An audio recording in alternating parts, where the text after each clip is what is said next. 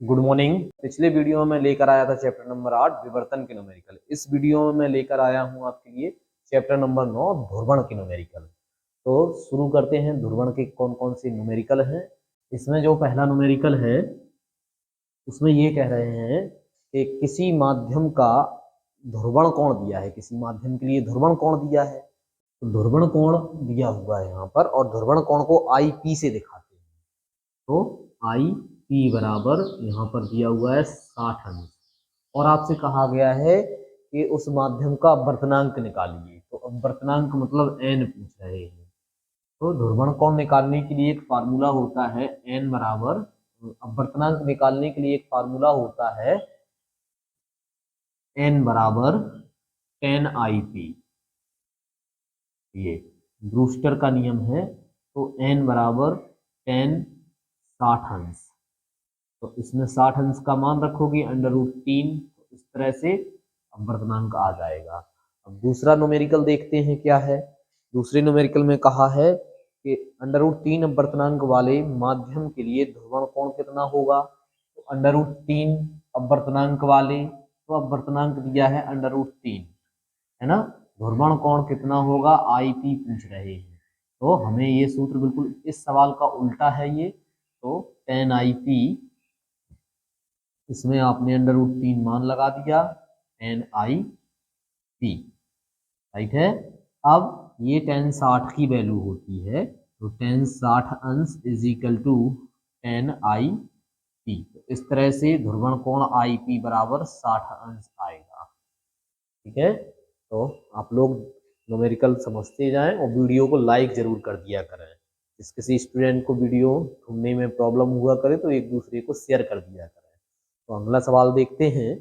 सवाल नंबर 3। सूर्य का प्रकाश किसी कांच की मोटी प्लेट, और उस कांच की मोटी प्लेट का अपवर्तनांक भी दे रखा है। तो कह रहे हैं एक सूर्य का प्रकाश है कांच की मोटी प्लेट पर किस कोण पर आपतित हो कि परावर्तित प्रकाश पूर्णतः समतुल ध्रुवित हो, है ना। तो समतुल ध्रुवित हो किस कोण पर आपतित हो, तो ध्रुवण कोण आपसे पूछा जा रहा है। तो यहां से आपको क्या करना है, एन कांच का अपवर्तनांक दे रखा है उसमें, तो किस कोण पर आपतित हो। तो कांच का अपवर्तनांक क्या है, तो एन बराबर इसमें दिया हुआ है 1.732। किस कोण पर आपतित हो मतलब ध्रुवण कोण पूछ रहे हैं। ठीक है, तो इसमें भी वही फार्मूला आप लगा देते हैं। तो देखिए क्या रहेगा इसमें। देखो बच्चे, एन बराबर 10 आई पी, ये सभी जितने भी न्यूमेरिकल हो रहे हैं ये सब एक ही पैटर्न की न्यूमेरिकल है। इसमें हमने 1.732 रख दिया, 10 आई पी लिख दिया।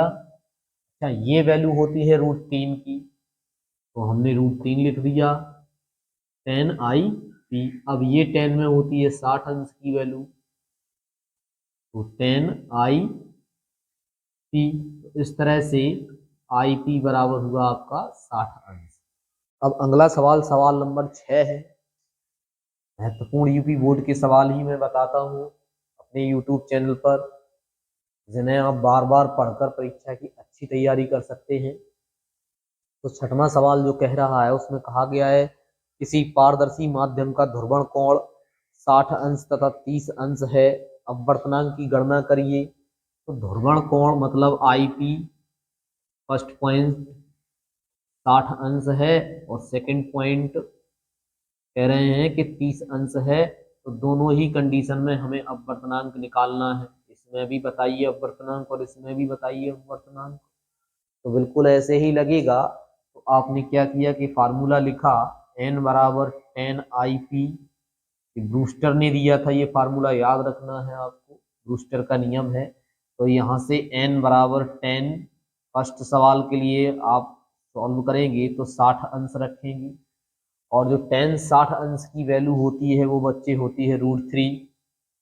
तो इस तरह से अपवर्तनांक आ गया। अब इसमें दूसरा जो सवाल है उसमें कहा गया है कि एन बराबर 10 30 अंश, तो 10 30 अंश की वैल्यू होती है 1/√3। इस तरह से दोनों सवाल ये सॉल्व हुए सवाल नंबर 6 के। अब देखते हैं अगला सवाल क्या कहा गया है। सवाल नंबर 8 में देखेंगे आप लोग एक चित्र बना हुआ है। उस चित्र को आप लोग अपनी अपनी किताबों में देखेंगे। कुमार मित्तल की किताब के न्यूमेरिकल हो रहे हैं जैसा आप जानते हैं। देखो सवाल नंबर 8 में पता क्या सवाल नंबर 8 है, तो उसमें क्या पूछ रहे हैं, उसमें कह रहे हैं कि क्षितिज से ऊपर सूर्य किस कोण पर आपतित हो कि शांत जल के तल से परावर्तित सूर्य का प्रकाश ध्रुवित हो। तो ध्रुवित हो तो किस कोण पर आपतित हो, तो हमको वो कोण निकालना है। ठीक है, क्षितिज से ऊपर निकालना है। राइट है। तो हमको क्या करना है कि इसमें एक डायग्राम बना हुआ है, वो डायग्राम भी हम देख लेते हैं। जैसे ये पानी भरा हुआ है, उसमें सवाल में आप देख रहे होंगे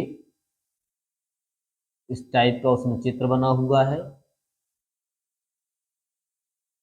अब इसमें कहा जा रहा है कि सूर्य, यहां से सूर्य निकला हुआ है और यहां से कोई किरण चल रही है, किस कोण पर आपतित हो, तो वो एंगल पूछा गया है आपसे।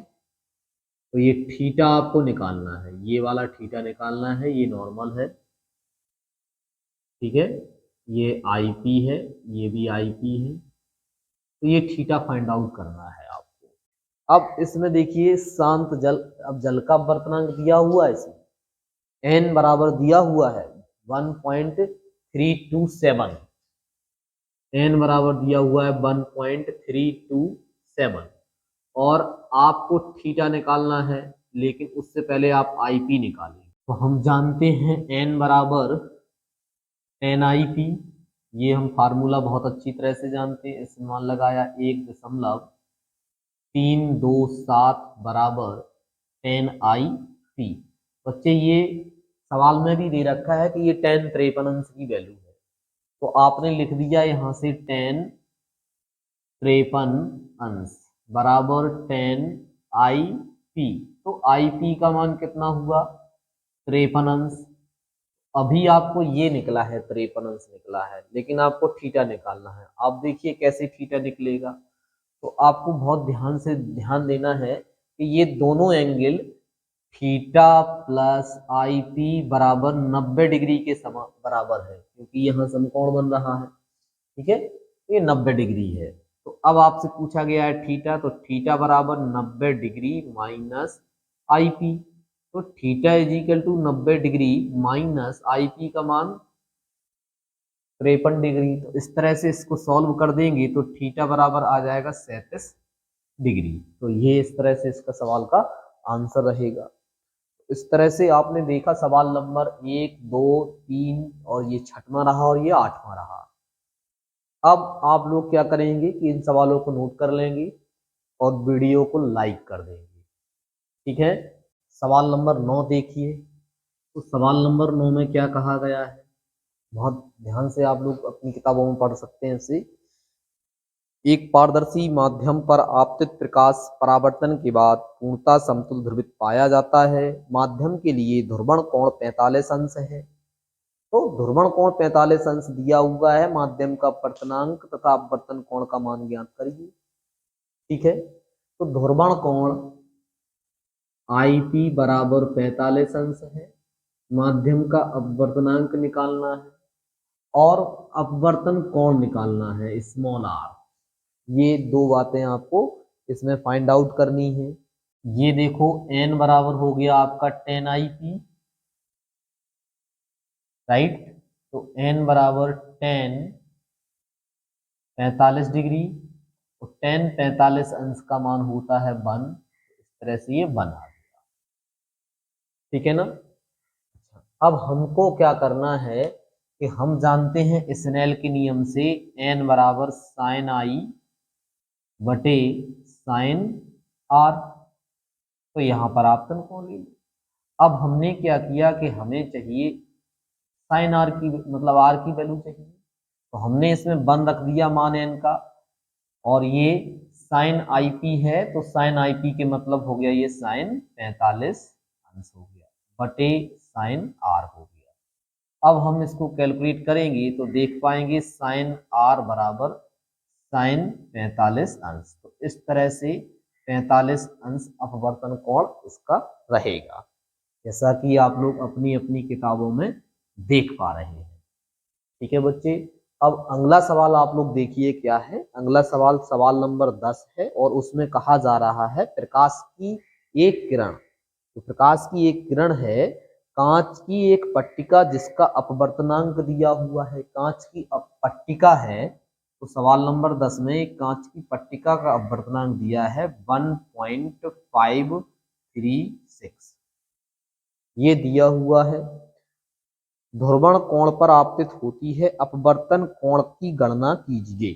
तो अपवर्तन कोण की गणना करनी है R बराबर, ठीक है।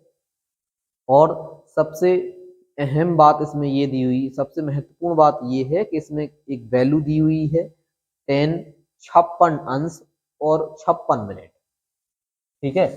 तो 10 56 अंश और 56 मिनट की वैल्यू दी हुई है 1.536, ये सवाल में दी हुई है, ठीक है ना। तो अब कैसे निकालेंगे, बिल्कुल प्रोसीजर यही रहेगा इसका सेम। तो हमने क्या किया, ब्रूस्टर का नियम लगाया।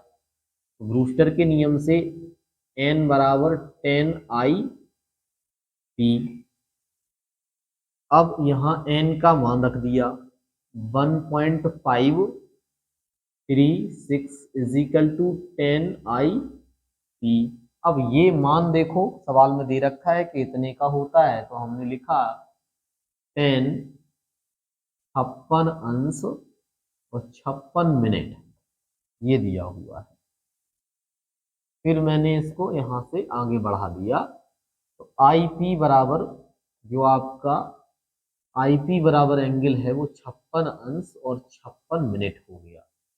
अब आपसे पूछा गया है कि अपवर्तन कोण निकालो, तो हम जानते हैं कि IP प्लस R बराबर होता है 90 अंश, तो R बराबर हो जाएगा 90 अंश माइनस IP, ठीक है। और R बराबर हो जाएगा 90 अंश माइनस 56 अंश 56 मिनट। इस तरह से आप इसको यदि घटा देंगे तो आपके पास इसका आंसर देखने को मिलेगा, क्या मिलेगा, 33 अंश और 4 मिनट। तो ये रहा सवाल नंबर आपका 10, कुछ इस तरह से आप लगा सकते हैं, ठीक है ना। तो अब अगला सवाल देखिए, अगला सवाल सवाल नंबर 11 है और सवाल नंबर 11 में क्या कहा गया है ये आप लोग अपने अपनी किताबों में पढ़ेंगे और उसको समझेंगे। तो उसमें है सूर्य का प्रकाश जल पर 53 अंश पर आपतित करने पर, 53 अंश पर आपतित करने पर परावर्तित प्रकाश पूर्णतया समतिल ध्रुवित पाया जाता है। तो ये ध्रुवण कोण है जो दिया हुआ है 53 अंश, 53 डिग्री दिया हुआ है। अब उसमें पूछ रहे हैं ज्ञात कीजिए प्रकाश का अपवर्तन कोण तथा जल का अपवर्तनांक। प्रकाश का अपवर्तन कोण और जल का अपवर्तनांक, ओके। अपवर्तन कोण के लिए तुम जानते हो IP plus R is equal to 90 degree हुआ करता है, तो R बराबर हो जाएगा 90 माइनस IP, R बराबर 90 डिग्री माइनस IP 53 अंश। इस तरह से ये R बराबर आपके पास में हो गया 37 अंश, ठीक है। तो ये रहा R का मान। अब आपको एक सवाल और निकालना है, इसमें एक सवाल और पूछा गया है कि जल का अपवर्तनांक क्या होगा। तो जल का अपवर्तनांक भी देख लो, ब्रूस्टर के नियम से n बराबर होता है 10I/p, तो n बराबर 10I/p, IP का मतलब होता है 53 अंश। अब इस 53 अंश का मान रख दो 0.327, तो इस तरह से इसका आंसर होगा। सवाल नंबर 15 में क्या कहा जा रहा है ये जरा देखेंगे आप। तो इंपॉर्टेंट सवाल है, कहा गया है पोलराइड ए तथा पोलराइड बी क्रॉसित स्थिति में, क्रॉसित स्थिति का मतलब होता है 45 डिग्री, ठीक है।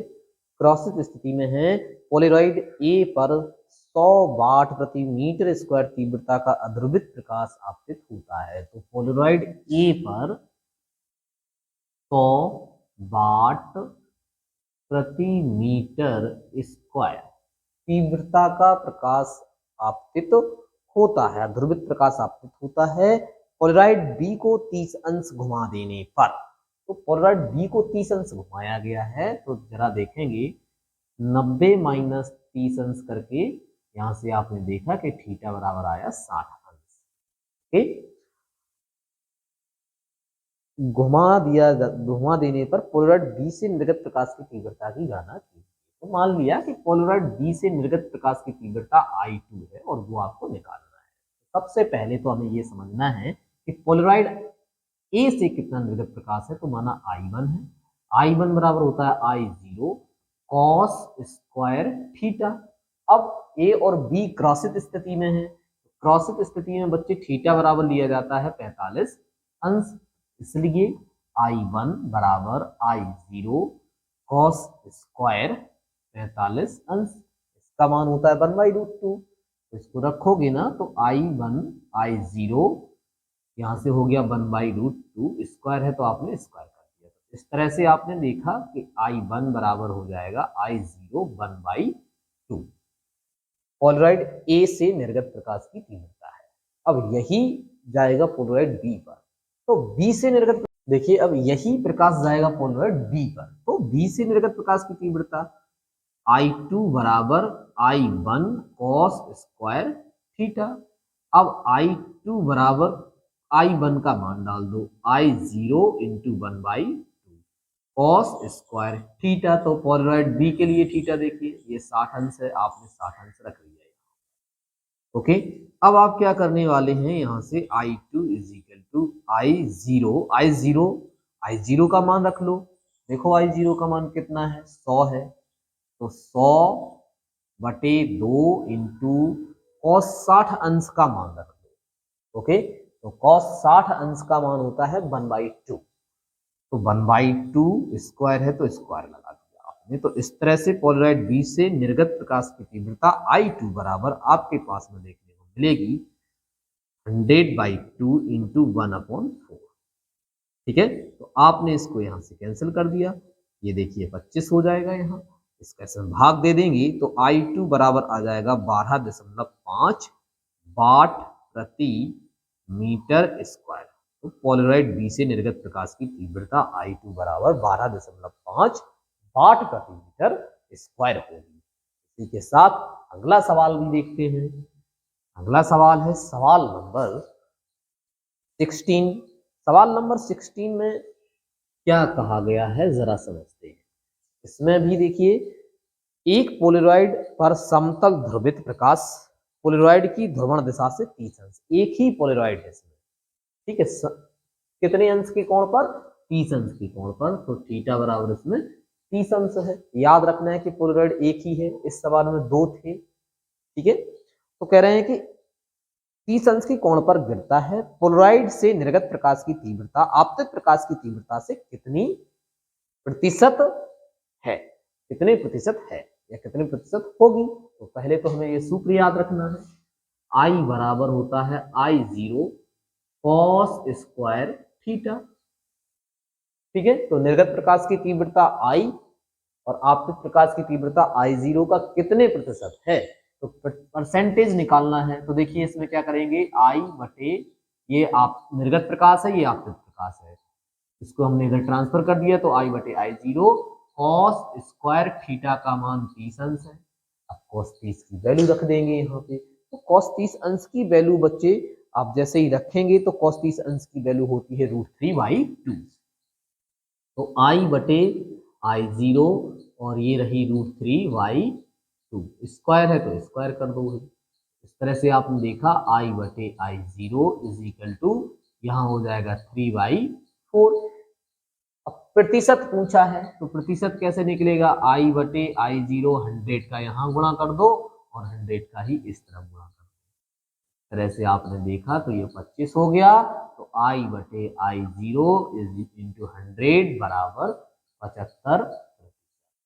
इस तरह से ये सवाल रहा। इस चैप्टर का आखिरी सवाल भी देख लेते हैं। आखिरी सवाल है सवाल नंबर 17। सवाल नंबर 17 में क्या कहा जा रहा है ये जरा देखेंगे आप सभी। सवाल नंबर 17, पोलराइड पर समतल ध्रुवित प्रकाश पोलराइड की ध्रुवण दिशा से 30 अंश के कोण पर, ये भी बिल्कुल ऐसे ही है। तो थीटा बराबर इसमें 60 अंश दिया है, आपने 60 अंश कर लिया, ठीक है। यदि पोलराइड अब कह रहे कि ध्रुवण दिशा से 60 अंश के कोण पर, इसमें 60 अंश है।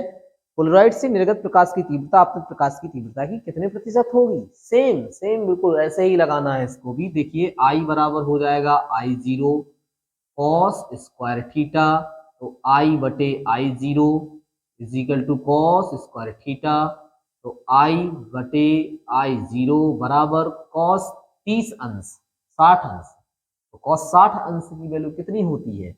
1/2 होती है, तो हो जाएगा यहाँ से 1/4। परसेंटेज निकालना है तो I बटे I0 into 100 is equal to I 1/4 into 100। तो इस तरह से ये 25% रहेगी, दोनों में जो है वो 25% आंसर इसका, इसमें देखिए 25% आंसर इसका आएगा। इस तरह से ये चैप्टर के सभी सवाल हो चुके हैं। आप लोग इस चैप्टर के सवालों को बहुत अच्छे से स्टडी करेंगे, वीडियो को लाइक करेंगे। Thank you. मैं फिर मिलूंगा आपको चैप्टर नंबर 10 के न्यूमेरिकल लेकर एक नए वीडियो के साथ। तब तक पढ़ते रहिए, मुस्कुराते रहिए। धन्यवाद।